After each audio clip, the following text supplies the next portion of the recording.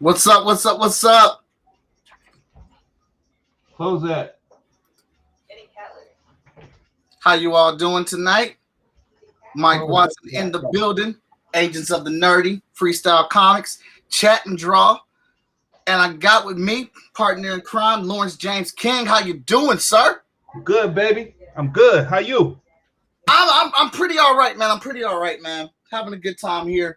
I'm enjoying this thing that we call geekdom, making comics, watching movies, spending time with my family. Doing what it is that we get up and do every day, and having fun with it. Right.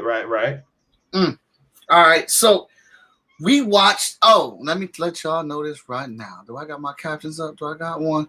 I'm gonna let y'all know. If y'all in this chat, spoilers. All right, we having a free discussion. That's right. Spoilers.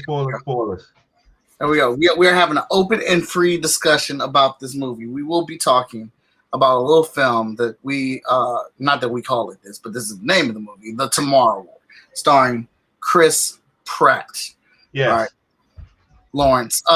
So initially off the trailer, what were you looking for off the trailer when you saw this? Was this an immediate like, oh shoot, I gotta watch this right off the gate, or I'll get to it when I get to it, or how did that go for you? When I saw the trailer, I thought it was gonna be good.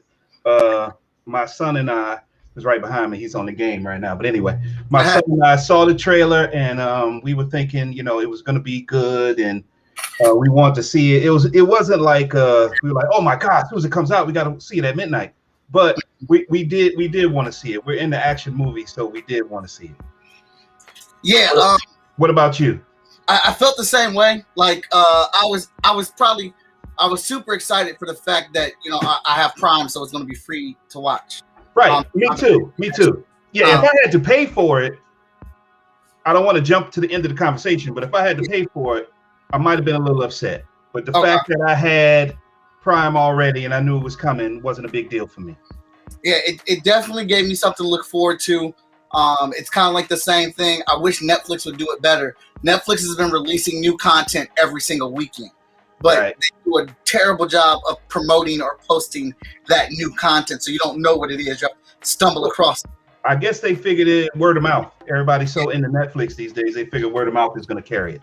No, it doesn't work. They need to do it like Amazon Prime does. Right. They advertise it. They let you know what's coming out, when it's coming out. Right. They give it a little bumper assist on their page. That's right. You can't scroll down without getting past it. It's the first thing you come to. So I was definitely interested in. I'm a fan of Chris Pratt. I wanted to see him in something else besides MCU stuff. I'm a big sci-fi geek. I love sci-fi alien type of stuff. Me too. So was definitely looking forward to it. Chat, you guys got any questions or comments, please put them in there. We are streaming live right now on all my Facebook pages, on YouTube, on Twitch, and we are streaming on Twitter. All right. So I had no bad thoughts about it. Outside of like Friday night, that's a definite watch. It's happening. Right. At some point Friday, I am watching this movie. Right. Now, did you see any reviews for it? I did not see any reviews. I tend not to watch reviews because it takes a lot for me to dislike a movie as a whole. Because I've dealt with movies, or I've been on the other side of the camera, not the see me side, but the other side of the camera. So I know what it takes to make one. So I get how you have to love it in order to do it. So it takes a lot for me to dislike a movie as a whole. So I like a lot of movies. I've got a humongous collection. I don't think you can see it maybe right in the corner of my screen, but I got a bunch of movies. And I don't like to, because I will like certain movies, I'll like one person's performance in it. I'll be like, you know what, that movie was all right. The rest of it may have been garbage, but that person's performance was all right to me, so the movie was all right to me. Okay, so I'm kind of the same way. I heard you said something like IGN ripped it. Well, yeah, IGN gets on my nerves. They're so inconsistent. Like, the score ever since they started giving Falcon and Winter Soldier bad scores, and then like they gave Fear Street Fear Street, the new Netflix movie, gave Right. it a 9. But like episodes of Loki and episodes of Captain Captain America and Winter Soldier are getting like 4s and 5s. I'm like, no, bullshit. See, And it's not like I look for the review. They're starting to do these little things. They're doing thumb stoppers now with the Right. review score on it and their little paraphrase for it. And just Right. based off of what they say, I'm just like, I can't trust what y'all say, man. Like, Fear Street was fun, but I was so like I had to keep saying it's a scary movie. It's a scary. Well, it's Fear, and I've only watched some of Fear Street. I haven't watched all of Fear Street, which you saw. You saw all 3. No, you only saw the first 2 pieces. Yeah. Okay. So I'm gonna watch that, and we can talk. We can make this a thing. We can talk about that after. But Okay. I've only watched some of Fear Street, and I think Fear Street was made more for people who have been watching horror movies as long as you and I have. Uh-huh. No teenager really understands the references that Fear Street makes. You know what I'm saying? You can't go to a teenager and say, "Oh, these are like 90s horror movies." They're gonna be like, "What are you talking about? 90s horror movie?" You know what I'm saying? Mm-hmm. For the most part, they came up on something else that, like The Conjuring and all that. Yeah. That's what they get. They don't remember, the hockey mask. They don't remember the Halloween mask. They don't remember all that. See, So, and as I'm watching it, I appreciate all that, and I appreciate what they're doing with it. But then they just did some blatantly obvious things that just like bothered the hell out of me, and I'm like, well, I get what you're saying. I get what you're saying. But we can do another one, and we can get into that. Yeah. So all right, so IGN hit it with like a 3. They gave it a 3, and I'm not that type of person. I don't listen to reviews. I watch stuff and I form my own opinion about it, and whatnot. But I was like, a 3. I'm like, Chris Pratt being funny is at least a fucking 5. At least. Just like him being funny, Right. Like starts the movie off at 5. Right. Got you. I got you. And what they said, I'm just like, all right, man. So I have to see it for myself. I just feel IGN is too inconsistent with their reviews and how they do stuff, and I feel like they just get paid off to give good reviews or whatnot. So I would probably say these days, fandom these days is it's almost like politics. Yeah. You know what I'm saying? People who really knew each other and everything, friendships have broken up over fandom. So I don't when somebody tells me, what up, Paul? When somebody tells me, "Oh, you got to see this, you got to see that," I got to take where they're coming from. You know what I'm saying? And then or I'll just watch it on my own. Like I'll watch Loki. I haven't watched Loki yet because I'm not a fan of the Loki character. So I was like, I'll get to it when I get to it. I watched every episode of Winter Soldier and Falcon and the Winter Soldier every Friday on Disney Plus. Or was that Thursday or Fridays? Fridays. Every Friday, me and my son were on that. But Loki just doesn't. Now, I'm not trying to say it's not a good show. Mm. That's not what I'm saying. Eventually, I'll get to it. After now, I'm going to watch the first 2 things of Fear Street, so we can talk about that before I get to it. But still, I will get to it. But it's just not my thing. But I knew that the Tomorrow War was going to be my thing because of what it was based on. All right. I can absolutely get behind that. I respect that. I've grown to like Tom Hiddleston as the Loki character, and I would say that is a recent thing, and that is probably because of how he went out in Infinity War. Right. I was a big fan of that. That made me, like him, and then how they made him escape in Endgame got me excited for the potential of what Loki could bring to the table. So I'm a big fan of that. So I've been watching Loki, and I've been enjoying each episode that they've done so far. Falcon or Captain America and Winter Soldier is still my favorite one. Right. Loki and WandaVision is duking it out right now. It's going to depend on how Loki is or whatnot. Now, okay, go ahead. No, please go ahead. So we broke into additional reviews of the trailer. We broke into reviews from other so studios. Now turning this on and watching it. I guess what was your how'd you feel about the movie overall? What were you a fan of it or no? I was a fan of the movie. I was a fan of the movie. I liked the movie. Mm-hmm. Do I think were there some parts I did not like, or were there certain parts of it? All right, wait a minute. You just want me to tell you what I feel about the movie overall, and then we can get into the small stuff? Yeah. Okay. Overall, the movie was good. I thought it looked great. I thought it sounded great because we put it in the living room on the big screen with the boom and everything like that. So it sounded amazing. And I thought they did a good job on it. So I thought they did a good job on it too. I had 3 strikes on it that bothered me, but those 3 strikes didn't bother me enough to not like the film. I definitely don't think IGN's review is valid. And at the same time, I remember one of my books got reviewed by somebody on a website, and that person doesn't like indie superhero books. And I was like, why is this person reviewing my book? Right. If they're not into the type of book that I'm doing, why are they reviewing? Right. And that's what I feel like with IGN. They put people on stuff that's not into it or, understands the genre. And then you get these crazy, like, left and right reviews from them. Definitely some things that made me question it, but not enough to take my joy out of it or whatnot. No, I definitely same thing with me. There were some things that made me question it, and there were some things I didn't get, or I shouldn't say I didn't get. The movie's straightforward. It's not, it's not any. You don't have to do any cognitive acrobatics to get around it. But there were certain things like the creature design. I didn't realize until after I watched it that the creature design was a strong 80 to 90%. The same as that After Earth movie that Will Smith and his son was in. Oh, I did not notice that.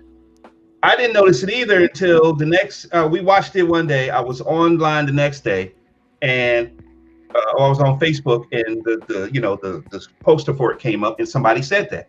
So I was like, "No, that can't be right. I don't think that's right." So then I just got through watching it literally before we're talking right now, and sure enough. Short of those long tentacle things that shoot the bone, short of that, they're pretty much the exact same. And that kind of stuff bothers me because if you can afford Chris Pratt and you can afford, you know what I'm saying, then you could, you could design it a little differently. There you go, right there. That's all I'm saying. Yeah, I feel you. Yeah. I mean, am I wrong? Yeah, the designs are very similar except for those tails. The mouthpiece is different, but like look at this one right here. Yeah. That's all I'm saying. Now, I did like the creature design that they did or whatnot, but I liked it. I liked it. That's a good eye. That's a good eye to catch that. Yeah. Because I was thinking the other day, I was thinking after I watched it, it immediately made me want to start thinking like I'm gonna do a post on my with the Agents of Nerdy's page. Who's gonna win? Classic aliens, right? The alien from Life, because that was a serious problem. Okay. Serious problem, right? And these creatures and a predator. Who's walking out? Who's walking out of this room? Because these things were virtual. They were set. They can fly. Yes. They on land. They shoot the harpoons. They do. I would say you talking about just one of each. Yeah. What up, Paul? One of each. I'm gonna still give it to the Predator. You still gonna give it to the Predator? I'm gonna give it to the Predator because the thing is gonna throw the bone spurs, right? Predator's gonna know its weaknesses. So it's got enough weapons on it to take care of the bone spurs. Mm-hmm. Even if it's a queen, it'll still take care. Yeah, the queen was bad. You had to work overtime to get rid of that. Yeah, I like that part. I did like it. But I would still give it to that because the life alien had to get bigger to get dangerous. Yeah, you know what I'm saying. Mm-hmm. So But the life alien was super freaking strong, man. Yes. Yes. And it like was strong when it was small. right, and Look that guy's arm. yeah, and that's how to catch you off guard. If they just look at that and not think of it as a threat, and it gets around its neck or something. Right. You're right. I didn't think about that. You're right. And from what I remember from the movie, correct me if I'm wrong, whatever it consumed added to its mass and its That's why it got so big, because it killed them. Yeah. You're right. Ooh. Yeah. I think the life alien is the most deadly. Yeah. I think so, man. It was a serious problem, and it made it all the way to Earth. But it also wasn't facing anybody that was ready for it, really. True. It wasn't facing any predator-like, I would obstacles. You know what I'm saying? Yeah. I definitely want to see a sequel for Life, like, because it did put us on a cliffhanger. I want to see a sequel for Life. But all right, so going into this movie, the one thing that I thought was for sure going to be good in the movie was Chris Pratt being funny, and it wasn't. You're right. It didn't work for me because I think he was trying too hard instead of just being Chris Pratt. Yeah, he was trying to get that emotional connection, and I didn't feel it. Yeah. Like, I didn't feel it until he got back. I agree with that. When he got back, then you could tell. So maybe that's intentional? It could be, because let me tell you, being a father, and I know you're a father too, the stuff that hit me the most with this movie was when the daughter was telling the dad how he died. Yeah. And how she was the only person that believed in him. And this and that and this, and you left me and you left mom. I was like, damn, that hit me in the chest. Dude, when he was like, bullshit, ain't no way in the world I left y'all. Exactly. He said that, I was like, dang. Yeah, like, because like at that point, he was still full of hope, determination, and all that stuff. Right. So he couldn't see a version of him walking out on his family. Right. But once she explained how it happened, and he was sitting by himself, and it hit him at that point. He was like, damn. Because he had been striving for so much. And that's something else that bothered me. I can understand saying I'm meant for more than what I'm doing. I get that. I get that. But the fact that he would allow it to take him that far to where he would leave, he would separate from his wife, who you could tell he was genuinely in love with. She was ready to go. The minute he came in with that thing on her arm, she was like, you need to pop that off. We out right now. We'll leave all this shit behind. We gone. So that it bothered me, but not like this is one of the things I dislike. It was just like, as far as like if that was me in that situation and they're like, sir, we're about to test you, you gotta take off your shirt. I'm like, nah, hold up. Exactly. You know, somebody got to tell me something. Y'all being real pushy right now. I understand y'all time is limited. My time is limited. What's going on? Let me tell you what. I think that's a cultural thing, bro. I'm gonna be honest with you. You ain't just put me nowhere without no explanation. Right. Now, I don't give a damn what kind of piece of paper you gave me. You gonna have to give me the bullet points of what's about to happen here, or else I'm out. Yeah. Right. No. Like, absolutely, you need to tell me what's going on. I'm not putting my arm in that, dog. I don't like needles. I'm about to you need to bite down on this. You need to bite down on this. Like, nah, bro. Nah, bro. Put my arm out of there, but yeah, I'm good. That's not a test. Good. Yeah. No. Nobody was answering his questions or nothing. Like in that Chris Pratt, he was being funny there. Right. So now it kind of makes me think, not that I'm trying to make an excuse, that maybe that was intentional. For it to feel awkward and not genuine in the beginning. Because you're right, when he came back, I definitely felt the fatherly connection. It felt real. It felt, it had weight to it. So that's a very, very good observation. Yeah, because in the beginning, I mean, he was talking to her and they were talking science stuff. I was like, all right, I know this is going to make sense later. Yeah. And the way she was like, I'm looking for antiviruses. And I said, okay, all right, that's going to make sense later. I get it. But their connection really wasn't there. Now, his connection to his father, or him disliking his father, that was real. That was real. I felt that. I felt it. Yeah. I felt that. You know how much you got to hate your daddy to not allow this man to unhack the thing that will put your wife. It will volunteer the very next person in your family to go to the future. It will incarcerate your child. Right. You will go to jail. You know how much hate you have to have? Yes. Because my kid said, "No, B, I'm good." Like he didn't hesitate with it. No. I mean, said his piece, and he was like, no, put that back on. I'm going to the future. I'll survive that. That's it. I'm good. 7 days, I'm good. I'm good. Now, I did like the way they broke it up into pieces. You need to go just for 7 days. I like that. I like that. That way, because you had to do something. You had to say, okay, you either had to say this is your time limit, or this is where this is what we need you to get. So a picture of a orange orb or something like that. Once you get that, we'll pull you back into the past and you'll be fine. So I like that part of it.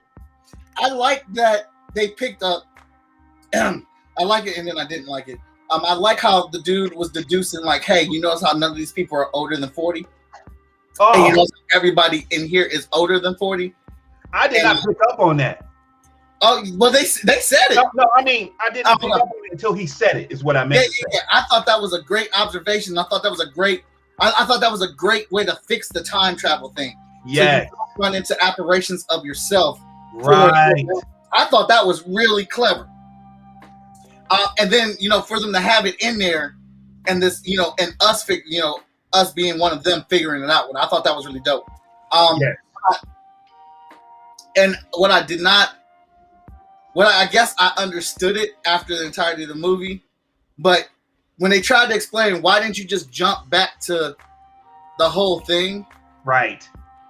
Well, you know what? I put my foot in my mouth right there. I understand it now. Me just saying it now and thinking it and trying to explain it to you, I understand why they didn't jump back to that time. Right. I got the two boats, and you can only jump from there to there. Yeah. I get it, but if you thought about it, they didn't even need to jump to where they jumped to. They didn't need soldiers then. They could have just jumped right before the first ones were seen. Mm-hmm. And they knew where they were seen at. They knew they were seen near Russia. Mm-hmm. They could have just jumped to that time. So, and that's what I was thinking about. That's what I just figured out. Remember, they said the ash was under their claws. So how does the ash from this place end up in Russia? Right. Because the ash wasn't from Russia. So that's why they couldn't figure out exactly where they started at. Right. They dug their way up from near Russia. Right. Yeah. Okay. So that it would have been a wasted opportunity because they still would have got out. Now, the thing that I did not like, that was my biggest aggro moment of the entire movie. Okay. I got to sit up for this one because we've been chatting.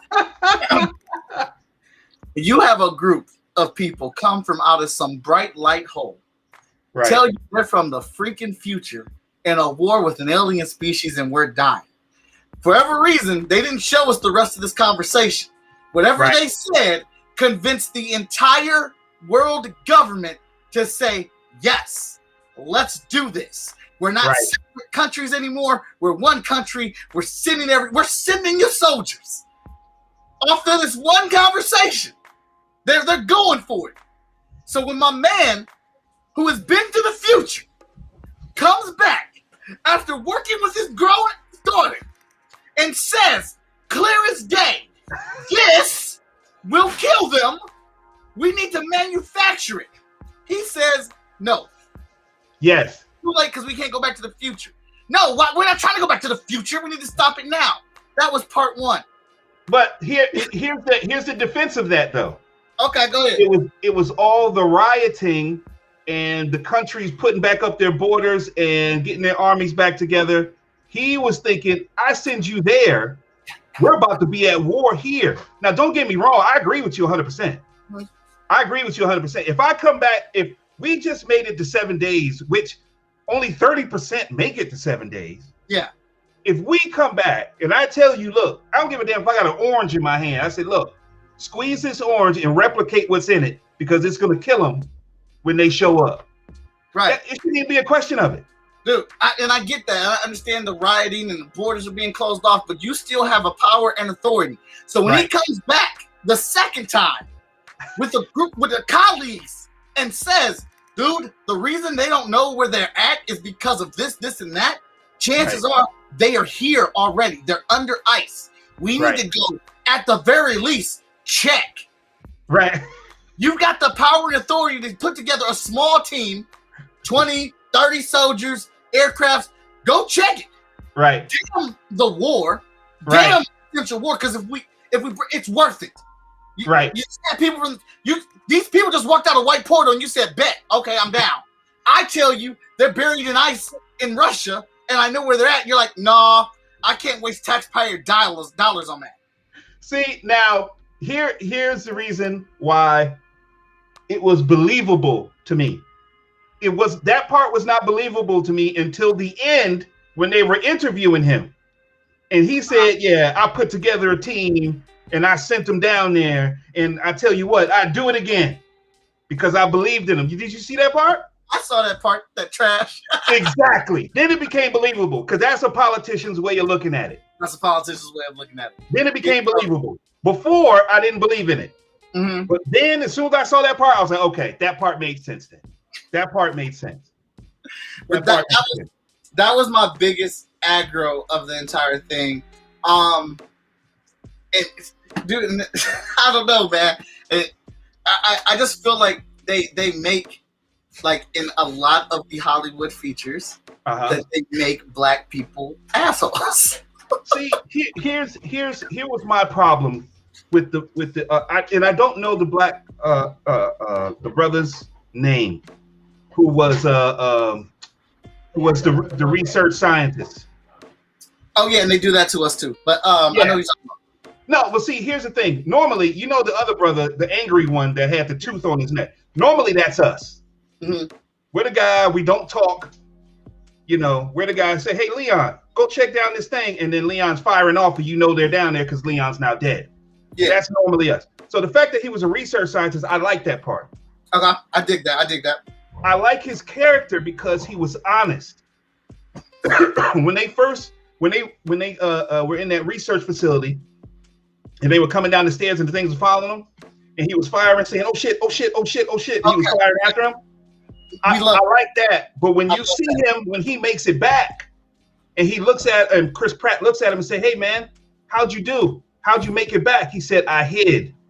That made him believable to me. I love that part. I love that part because there's a strong, I mean, just like in Vietnam, only 70%, 30% of Vietnam vets ever fired.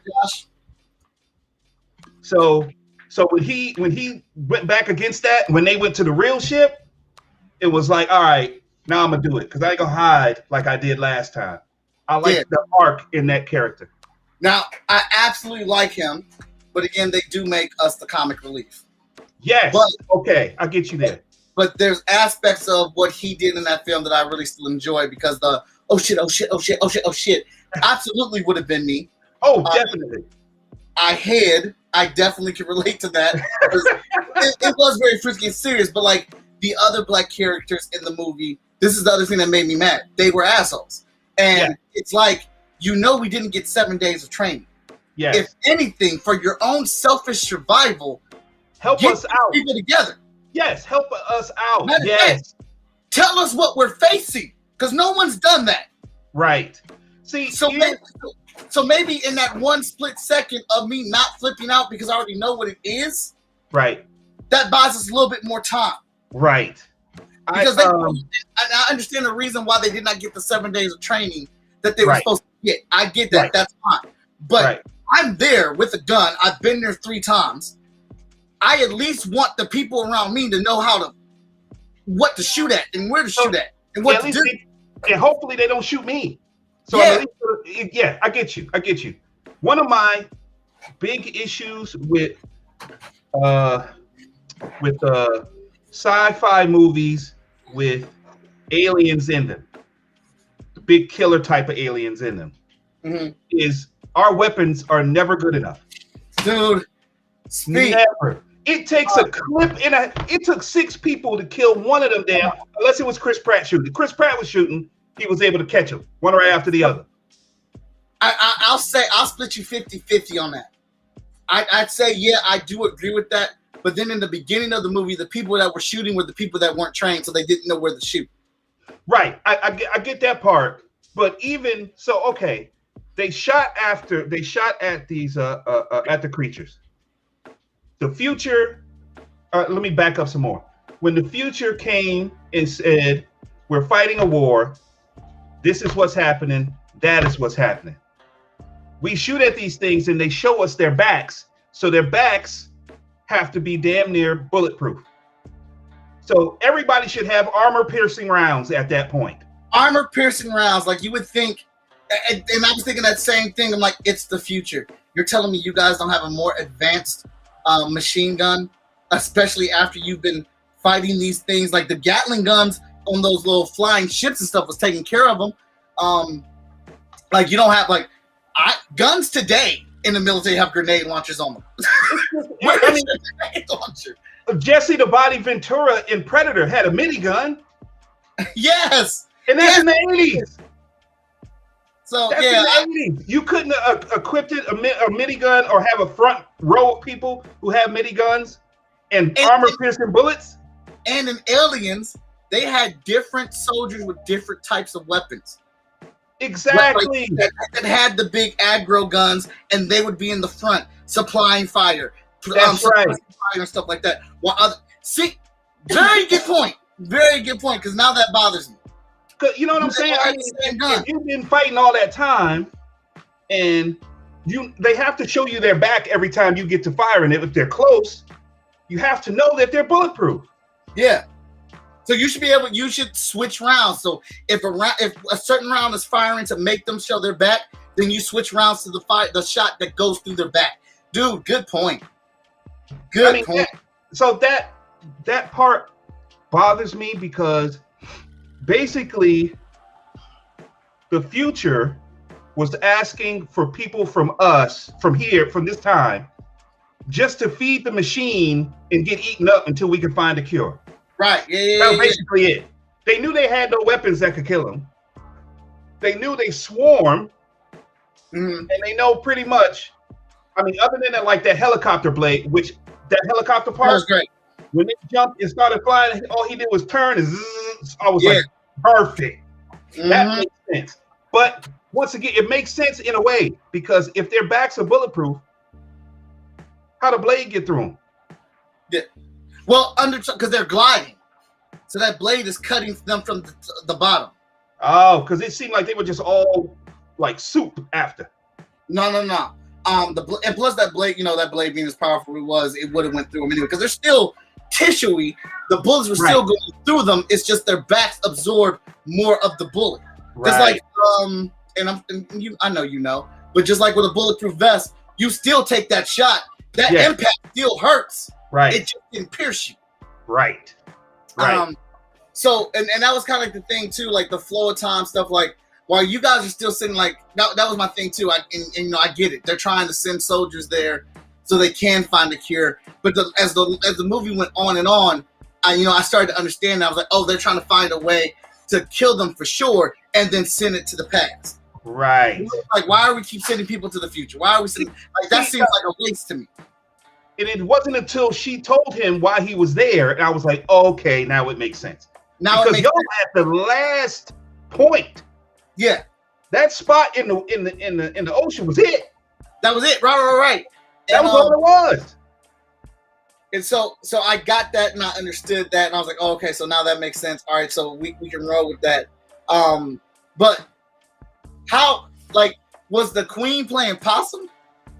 They said we're giving 144 cc's of whatever the hell it was. Came out of it. Right. But he said a day, and she's like, no, an hour. I'm like, if you're giving that to that thing an hour, and if Chris Pratt was thinking that's what you would give it a day, that's got to be a lot, right? So how did it know enough to start yelling, and then all of a sudden they came from everywhere. And I know they said that they're smart, so I just get the impression that the queen figured out that they were trying to poison her. I just assume from listening to them or whatnot. It seemed like it because she was looking at them when they were like, "Oh, we found it now," because you saw that point from her point of view. Yeah. And she was looking at them, so you're like, okay, she must know what that means. So it seemed as if she aimed to kill her, especially. Yeah. When she got out of those chains. If you notice, when they captured her, the camera zoomed in on the queen, and her nostrils were flaring because she was catching their scent. Right. Like she knew. It was almost like the queen felt she was another queen. Right. Okay, that makes sense. So maybe that was it. It was like they're trying to capture our queen and take them down. If I kill their queen, they go down. Right. Yeah, it had to be something like that because, because they went for her hard once they got to that spot in the ocean. They did, and as Paul said, his daughter died for no reason. So that was kind of like the thing. Like they started using the poison. They had the poison. They started using it. And then they started waking up, and they ended up just blowing up the ship. So because I hope you guys can still make that just in case some survive. But that that leads me to my last thing that really annoyed me. So it's the same thing with the government not sending them out there to go check. Right. If again, I'm gonna die on this hill. If you can believe the stranger that walked out of the white light, you can believe a man who you sent into that light and came back. Right. Just for chance. Right. If anything, gives her plenty of hope. It's one of those scenarios where they forced the situation to go the way they wanted it to go versus where the story should have went. Yes. Because that story should have went like, all right, this is our last shot. This will bring the world together. If anything, I mean, we can't just sit on our hands. Let's go do this. That should have been an automatic mission out there, Russia, to find out. But what they wanted to happen, they wanted Chris Pratt to make amends with his father so they can have scenes. So they forced the narrative that way. And in the same light that I think Brian J. Lambert would be like, that's trash because that's not good writing. He would definitely say that. I don't know if he's seen it yet, but he'd definitely say that. I like I think Prime does a good job of putting real actors around people. Like I don't think what is his name? The guy who played his father. Oh, that's Omni-Man, J. Jonah Jameson. Yeah, Omni-Man. I can't think of his name. To me, he's on that show Counterpart that's on Amazon too. Yeah. He's an amazing actor. Yeah. Now, Chris Pratt is good. He's funny. He's Star-Lord, but he's not on the same level as his dad in this movie is. Right, absolutely. So when he went back and he said, "Dad, this is what's going on. I need your help." And his dad just looked at him and could tell the fact that he said, "I need your help," and his whole facial thing changed. He was like, "I'll go get my coat." That was it. Said volumes right there. I thought that. So even though it was a forced scene, it was still a good scene. You know, at least it was a good scene that we got to. I love the fact that they did not go with the same trope of the dad sacrificing himself. Yeah, I'm so glad they didn't do that. I like it in movies and in actors that are good. Like this one, I'm glad they didn't go with it because you're right. It's tired, it's cliche, but because it was him doing it and the way he turned and looked at his son and said, "I'm sorry for the way I brought you up. I'm sorry for the way I wasn't there. I'm sorry for everything." I was like, damn, he's really going to go out and take this thing out with him. And then when he jumped on it, and then they both were, going at it with the thing. I thought that was. I'm glad they did it that way. I thought the last fight was really spectacular. The way they did it with the guns, the way the hand to hand, fighting with the creature with everything they had. I thought that was dope. I always get pissed. I was like, you didn't take more, and then all of a sudden Chris Pratt pulled out another. I was like, yes, thank you. Be ready. Right.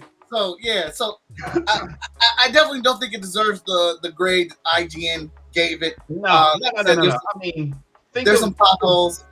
think of a lot of stuff that's out there, Mhm. and then compare, especially a lot of action movies. Other than like tentpole movies, Mhm. franchise movies, Yeah. there's a lot of garbage out there. Oh yeah, and I'm the biggest Fast and Furious fan in the world, and this movie was better than Fast 9. So That's what I'm saying. That's what I'm saying. And I'm a huge advocate for Fast and Furious. It hurts my feelings to say that. Right. But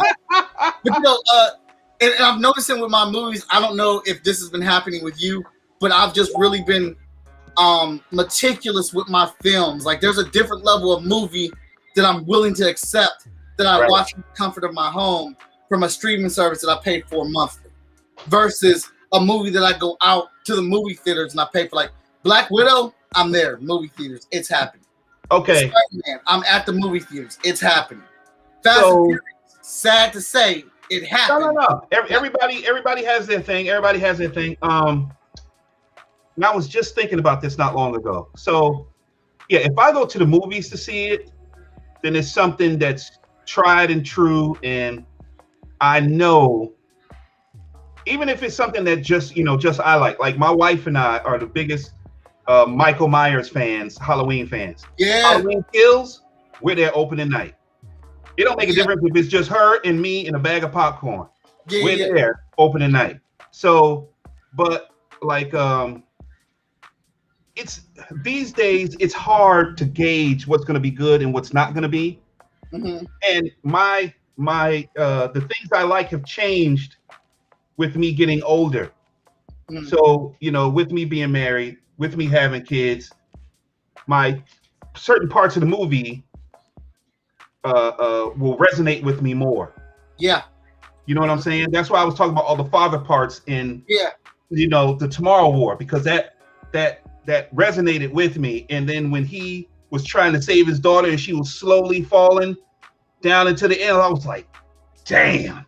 Because that would have killed me, bruh. I would have came back from that pissed off. He said, fuck the world. He had that whole cure in his hand and he still jumped down there. And the funny part about it was, in my mind, I'm thinking, why the fuck would you do that? But then I was thinking right when he jumped, why? And then when you see it from his point of view and you see his daughter falling into all those aliens, you're like, shit, I already know why. Mm-hmm. I already know why. You know what I'm saying? I feel like the movie picks itself up in a lot of good places. Yes. It's a good idea. I love the fact that the aliens have been there the whole time. They've been there since the Ice Age or whatnot. That's why you couldn't tell. That's why you couldn't. They didn't know how they got there and whatnot. I thought that was really, really dope.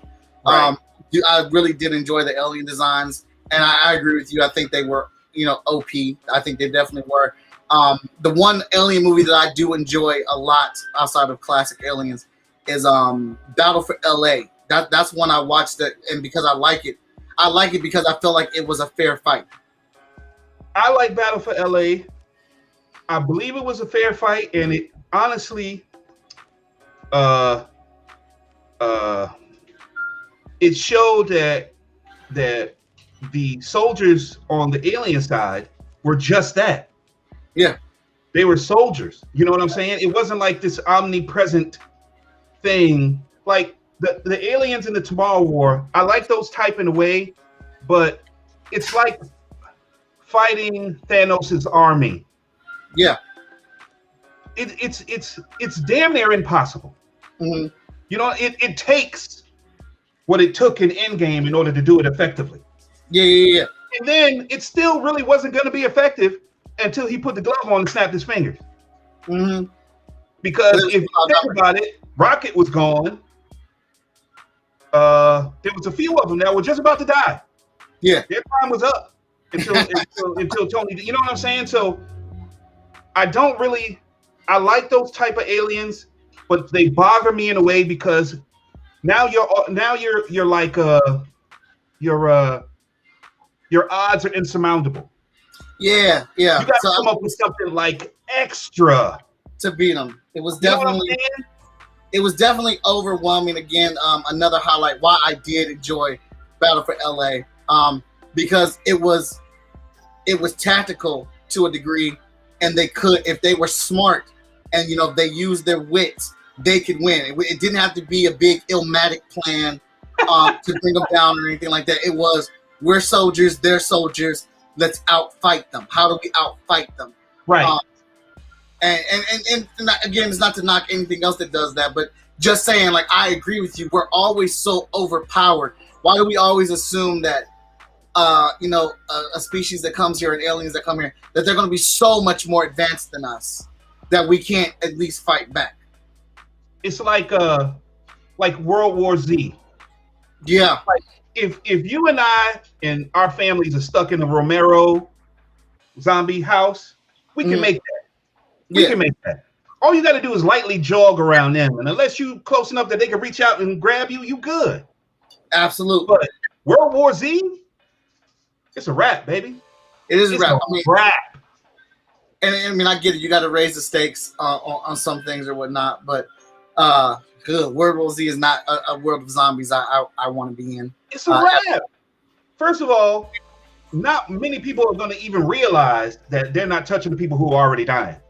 Yeah. That's first point. Because you're running your ass off trying to fucking live. Yeah. And then secondly, how do you, I mean, when they were coming up the side of that wall, you don't fight that.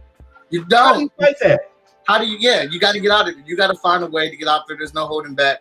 I mean, there was a couple, to backtrack, there was a couple of selfless moments in the movie I liked, because the lady that was like, next time you lie. Next time someone asks you that question, just lie. I liked her a lot. I like that. Now, see, here's the thing. I liked her character. I knew that she was going to do something good because I've seen her in other stuff before. Yeah. So when I saw her, I was like, okay, she's going to go out well. If she died, which I have a feeling she's going to go out well. So when her and the big dude that was wearing the headphones most of the time, when they were down there and all they were doing was screaming and firing, I was like, that's how you go out. If you know you got to go, just go. Just fucking go. What difference does it make at that point? You're stuck. Yeah, it was a good scene. It's a scene I definitely liked. I love Chris Pratt had some pretty good moments where he was just like, we don't, when he was trying to save people, we don't leave people behind. Like what else are we fighting for, man? Why are we all the way in the future if we're just gonna leave people behind? Right. And everybody counts. You know what I'm saying? Like, if you can save them, save them. I mean, try at the very least. But I recommend it. I mean, I think like I said, like there's different levels of movies now. Now that we've been at home for a year and a half and the world's coming back up, there's different level of movies that I'm willing to accept and watch at home. I watched Vin Diesel's Bloodsport at home. I'd been pissed as hell if I saw that in the theaters. I'd have been so mad if I would have saw that in the movie theaters. Now, I tell you what I did like, getting off the subject real quick, that Netflix movie Awake. I love that movie. That was good. And that from the preview, I was like, that's going to be good. Yeah. I got to see that. That movie solved all of my problems. Because everything that people do stupid in a movie was explained in this movie. Yes. I couldn't complain about nothing. Nothing. I could not bitch. I could not say nothing about anything that happened because they set the rules of the movie up in the very beginning, and they rolled those rules till the wheels fell off. Yes. And that was Danny Rand's best performance to date. Yeah. He wasn't in there long. You remember? Oh, Danny Rand. Yeah. Yes. He wasn't in there long, but it was a very, very solid performance. Because he was the guy that set everything up. He said, all right, 2 days, no sleep, this happens. 3 days, bang, bang, bang. And sure enough, as the shit was going on, that's what was happening. Yeah, like day for day. And it just kept on begging the question, like, what do you do in a situation? What do you do? What do you do? Everything she's doing makes sense. Yes. Whether it's good or not. Like, Awake was solid good. And see, that's what I'm saying. Like, I stumbled across Awake. So did I. I just happened. Same thing. I think I was on YouTube one day, and I saw, like, I always watch trailers. So do I. So I saw the Awake trailer. I was like, this might be pretty good. Press on. I was like, I've got to see that. Absolutely. Yeah. It ended up being a good one, a real good one. And like, I'm always, because like that was my Dude, we're gonna have to set up another so we talk about Fear Street because I'm gonna tell you why it made me mad. But I'm gonna watch it. Me and my son I'm thinking we probably will be able to get into at least the first one tonight. Yeah. Well, only the first one's out tonight. The second one comes out next week. I thought there was 3, and 2 of them are out. Nope, it's 1 a week for the next 3 weeks. Oh, okay. Mm-hmm. Okay. But all right. Yeah.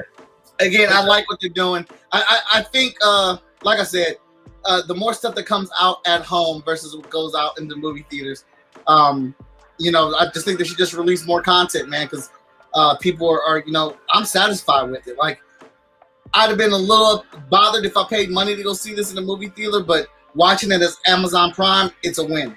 Right. Mm-hmm. And I think they knew that coming in. Yeah. Coming in. You know what I'm saying? I think a lot of studios are realizing that now, that there's just some stuff that they don't even need to waste time with. Right. Movies. Like, just bring it out to streaming. Right. Like Dune, that's going to be movie theater. Yeah. Because I remember Dune from back in the day. Even though it came out when I was younger, I still remember it. And the actors, I mean, the actors that are in it, I was like, oh, man, I got to see this in the movie theater. Yeah. So, yeah, I'm very excited to see Dune. So I'm looking forward to that. I just don't know if there's too many movies that are going to make me get up and go to the show. Anything MCU has got me going. But I can't really say about anything else. MCU's got me. Like I said, the Halloween when that comes out. I do want to see Halloween. I do want to see it because the fact that the whole community now believes Michael Myers is real and they're all out to get him, I'm for that type of movie. Right. I want to see the Batman when it comes out too. Oh, I do want to see that. I do want to give it a chance. I hope they do an HBO release for it. Like, so here's my thing. Like, I'm willing to give the actor a chance in that role. If I have a choice to watch it at home on HBO Max, I'm gonna watch it at home on HBO Max. That's like if they do a Batfleck movie, I'm going to the movie theater to see Batfleck. Now, if they had the new movie that's coming out on on Netflix, Idris Elba, Regina King, I'm going to see that.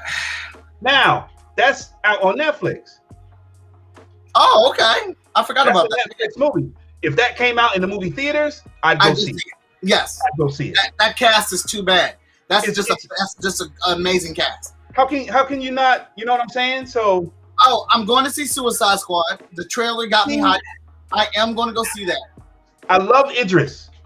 I love Margot Robbie. I'm a fan of her. I'm a fan of Idris. And they just have so many quirky ass characters in there, and James Gunn is directing it. They got my buy-in. I hope it's good. I really do. But we're going to wrap it up. Go ahead, man. Tell everybody who you are, where you're from, and all that good business. All right. Lawrence Kane, Constant Hustle Comics. You can check us out at ConstantHustleComics.com. You can check us out on Facebook, Facebook.com/Constant Hustle Comics. CH Comics on Instagram. C Hustle on Twitter. We got a bunch of stuff coming out in July. And if you haven't seen that yet, come by the social media pages, and it's all over there. And we got to do this again, man. Let's set another date up for the Fear one, because like I said, I'll watch it. If not tonight, first tomorrow for sure. All right, we can definitely do that. I'm down for it, man, because that's what's up. I love talking about movies and stuff, and because I sit in my studio drawing all the time, we just put it on. My wife has a couch. And then we just throw it on and get to it. Right. So I want to thank you, chat, for tuning in and joining us. I'm Mike Watson, the most enthusiastic person in comics, Most Epic. You can follow me on all social media platforms as Most Epic Art. Kickstarter update. The digital stuff is almost done. The books are almost prepped and ready to go off the print. That's actually something I'll be finishing up this weekend to send the books off. Start sending the books to the printer and start getting that stuff shipped as soon as possible. Hotshot 10, all the flats are done and the pages are being colored now. And as each page is getting colored, we're getting letters on those. So you will be getting, I'm trying to keep it as close as possible for you guys because I don't want to send out 2 packages. So if I can delay it a little bit to get that Hot Shot 10 fresh and hot in your Kickstarter rewards, I am going to do that. That way you get everything at one time. So that's the update on that stuff. Big shout out to everybody for tuning in and joining us tonight. Hope you enjoyed this little chat. Check out the Tomorrow War. I think it's a fun flick, minus its faults and whatnot. Yes, I want to thank Lawrence for joining me tonight, man. Big shout out to Constant Hustle Comics. We're gonna see if we gonna do something with FSK and Constant. Hell yeah. Hell yeah. Check y'all later.